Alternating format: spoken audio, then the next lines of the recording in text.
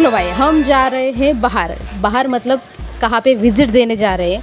तो इतनी गर्मी है मुंबई में, पूछो ही मत। और ऊपर से ही मुलगी इतका वेळ करते, तिला मी बोलली होती अर्धा तास दिला होता की आवर पटकन, पण तसं काहीच नाही। तिने 1 तास लावलेला आवरायला आणि मग आम्ही कसं तरी फायनली निघलेलो तिथून आणि आम्हाला जायचं होतं मॉलमध्ये। सो मॉलमध्ये कसलं तरी कारण होतं, त्यासाठी गेलेलो। तुम्ही समजू शकतातच माझं काय कारण असेल।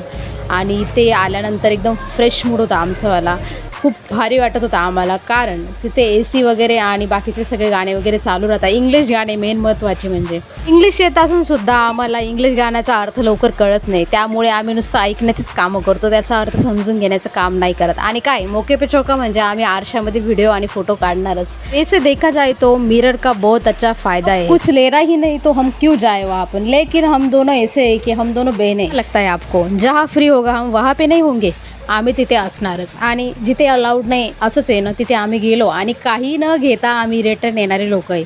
तर तसंच आम्ही केलेलं आणि इतकं भारी वाटत होतं। आम्ही लिटरली 3rd फ्लोअरला गेलेलो आणि तिथे फ्लॉवर वगैरे होते, हे सगळे नकली आहे। तो भारी गिफ्ट दिसलेलं आहे आणि ते पण 2 प्रकारचं आहे। सो इतकं भारी आहे, म्हणजे मला खूप आवडलं, मी तुम्हाला दाखवते। 2च प्लांट्स आम्हाला आवडले आणि ते बी नकलीच आहे आणि खूप छानच होते। आणि मला असं वाटलेलं घेऊ मी, पण नाही घेतलेले, कारण ठेवू कुठे मी, त्यामुळे नाही घेतले।